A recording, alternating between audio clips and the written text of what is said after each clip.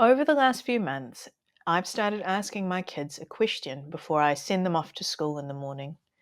And the question is this: what do you think is the surprise that God has in store for you today? And the reason that I've started asking them this question is to remind them that they can start their day with a posture of awareness and to hopefully help them to become attuned to the fact that God is around and already active in the world, and that actually we are invited to participate in the story of what He's doing. In her book, The Deepest Belonging, Kara Root puts it this way: God is here in every life, in every moment, in tragedy, breakthrough, euphoric celebration, and ordinary second of boring monotony. Every person's melody is written into the limitless symphony. And when we come together, we hear a bit of God's eternal song playing out right now with us. And so, as we've been on this journey of practicing that as a family, we have had some wonderful surprises.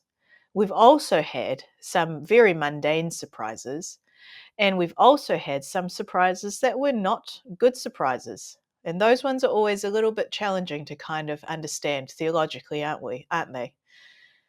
But my favorite surprise to date is when our 5-year-old came home and told us that the surprise that God had for her that particular day was the opportunity to be sneaky.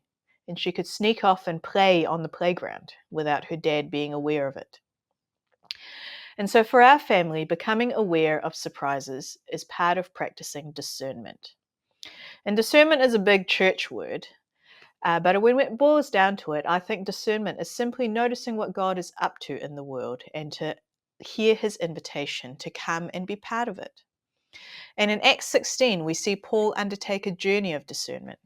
He wants to go one way, but is stopped, not once, but twice, by the Holy Spirit. And he finally ends up in Macedonia, which is not at all where he intended it on being. And he meets Lydia, who turns out to be the first convert to the faith in Europe. She believes the gospel message and goes on to open up her home so that Paul and Barnabas can base their missionary work from there. In listening to the Spirit, Paul meets exactly the person he needs to meet.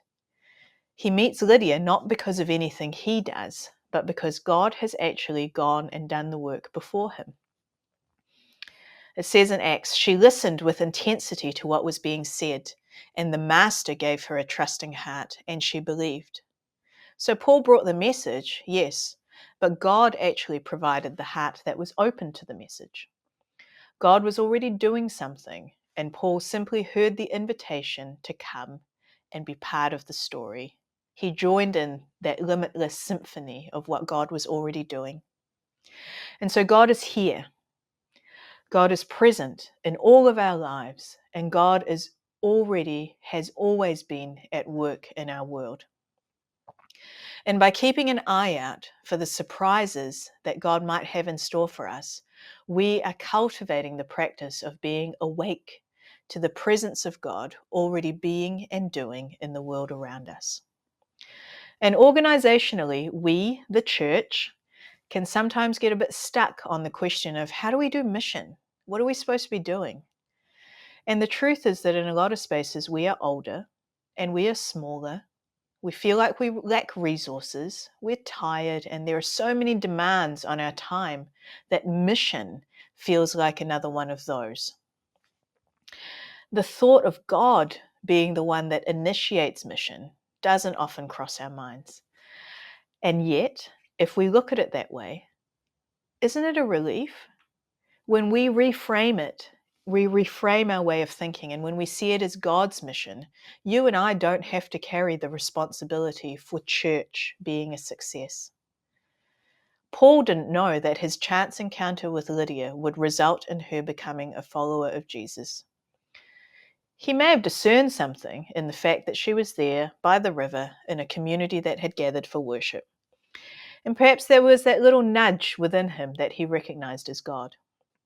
Paul also probably had absolutely no idea of what the Macedonian church would become. And in his letter to the Corinthians, he actually commends the Macedonian church and says that they are amazingly generous in the face of poverty. And they give generously so that the work of the gospel can continue. And I don't think that he could have predicted that that would have emerged from the small seed that was Lydia's generosity in opening up her house to him and Barnabas at the very beginning. See, the Macedonian church trusted God to do the doing, and they knew that they were simply invited to participate in what was already happening. And so I follow up my morning question with the kids with an afternoon question when they come home from school, which is, where were you invited to be kind today? Where were the opportunities to participate in the story? See, we are all invited into the story, and we're all invited to play our part. Our job, our only job, is to do as Paul did, to do as Jesus did, to only do what we see the Father already doing. And our job is to trust that God will do what he says he will do, even if we can't see it, and even if we never see it. So how do we do this?